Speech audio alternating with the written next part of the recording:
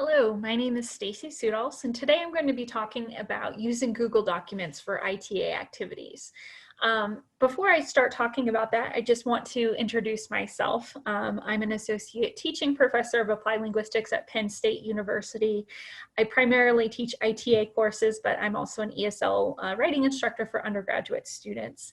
And this year I'm the chair-elect for the ITA Interest section. What I'm going to talk about today is just kind of building a case for using Google Documents within a Zoom classroom. Also, I will be giving you some ideas for using Google Documents, as well as talking about the steps that are needed for Google Docs to be accomplished successfully. And then I'll give you an example activity for an ITA class that's being done remotely. So for me, I just want to situate myself. I teach my ITA classes remotely right now, and I primarily use Zoom since my classes are designed to encourage more speaking. My students need more opportunities to practice that, and so I utilize the feature in Zoom using the breakout room. However, there are some shortcomings with that. First of all, I have some problems with broadcasting or screen sharing to all of the breakout rooms simultaneously. I can't send them my directions. And so what I have to do prior to sending my students into those breakout rooms is orally give them information before they go into that breakout room. But that can be cumbersome if I have a lot of information that they have to refer to or they need something to look at.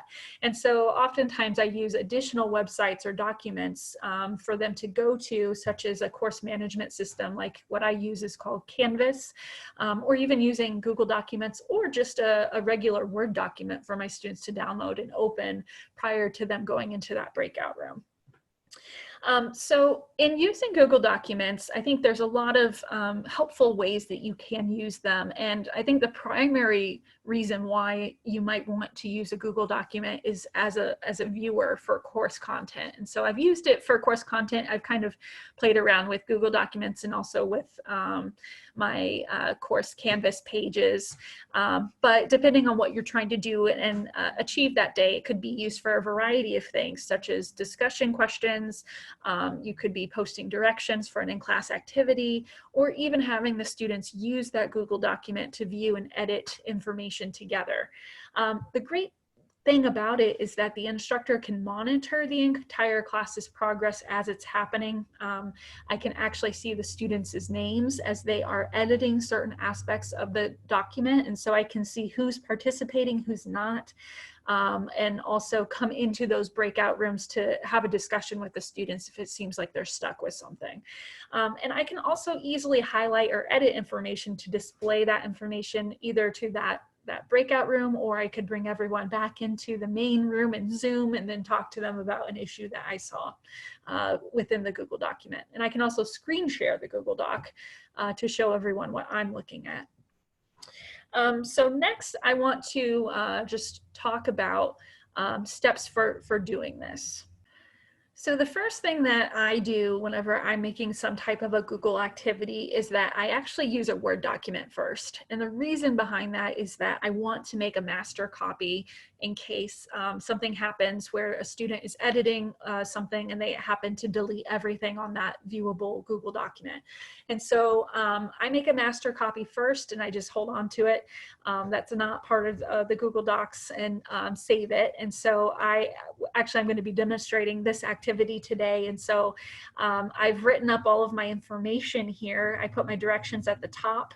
And then when I want my students to work on something, I have certain sections for them. And so on here, you notice that I have a group section here where they're looking at a transcript, and all of the groups are actually looking at the same transcript together. So this group is also working on the same transcript, but you could maybe do it where they're working on a different thing compared to the other groups. It's really up to what you're designing in terms of your activity that day. For this activity, I'm having my students look at a video that I have of a TA teaching in a STEM classroom. He's teaching mathematics, and so I will show you that just quickly, just to give you an idea of what we're doing. But then I will tell my students to identify the IRFs, or the initiation, response, and feedback within the transcript by using the shared Google document. And then they would write their answers as a comment beside the section on the transcript and try to answer these questions. Just because I know that not all of my students will see this at the very top of the document, especially if they are in their own section later. Let's say if they're section 3, you know, it's going to be hard to scroll up and down on the page on the Google Doc. And so I've actually repeated the same information. I kind of put first, they need to identify it in the transcript, and then below at the end, I also have more information that they need to work on within this transcript. So let me show you how to now put this into a Google Doc. And first of all, what you will need to do is copy all of this information. So now I copied all of that information and I'm ready to put it into a document in Google Docs. And so I'm here, and there's usually a page here that says start a new document, and I just start a new blank one here. And now I'm going to paste using Control V, and it should all be in there.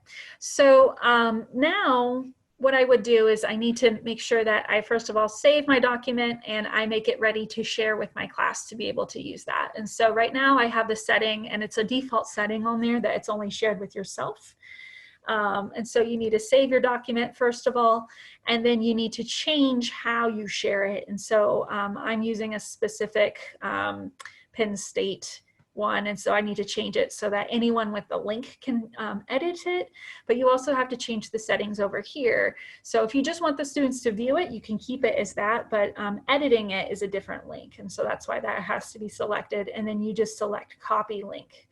So this, if I were ready to share it, I would then send this as a chat in the chat function within Zoom, which is what I'm using for my video conferencing software here, and tell my students to come on to here. I would check to make sure that they're all in by looking up here. At the very top, there will be a little section that will show me how many people are viewing the document at that time. And so that's one good way of just knowing if everyone's there yet before you put them into the breakout rooms. I would then share that information. I would go over this orally as a group with the class and answer any questions that they have before I put them into the breakout room. And one other thing just to note is that if you are working with students in countries where Google or Gmail even is not accessible, this might be a really difficult task to do. And so that's actually another reason why it might be helpful to you know, save this document as a separate Word document, and you could send that to the student. Or what you could do is have one of the students in the breakout room share their screen. So do a screen share so that one student who's unable to participate or access Google Docs could still use it. He or she just wouldn't be able to physically be able to edit something on it. But that would be one workaround if you are having issues with students who can't access it because of firewall issues or any other issues with it. So next, I'm just going to show you an example of what some of my students did and how they interpreted doing this. I tried to make it actually quite vague with what they were going to do. Actually, initially, I told them that I wanted them to put a comment beside the section where they highlighted the I's, the R's, and the F's. And so my students actually physically highlighted the I's, and they made a little key here with different coloring of what each part was. And then they wrote beside it some of the information. But what a student could do, and I noticed this with some of my other students, they actually put a comment here and left that comment on the side so that it would highlight or show that comment next to it. So there were a lot of different ways that my students interpreted doing this. Some of them even used this little column here and wrote their I's here, their R's here, you know, their F's here. So it was really interesting just to see how they worked with it. And what was nice was that, you know, once they were finished working on this as a group, I had them come back to the main room in Zoom, and then I screen shared this document so that everybody could see what I was looking at, and then I could call on the names of my students from group 1 and say, okay, group 1, tell me a bit more about what you guys did with this, walk me through that, as the other students were listening, and perhaps even some of them might have been editing while they were listening to the other groups as well. So I do want to give some final remarks about using Google Docs. And the first thing is just knowing that it does require a lot of toggling between different pages and programs, such as Zoom in your course management system. And so having a good working knowledge of Zoom or other video conferencing software is really needed first before trying to incorporate any other activities into your classroom.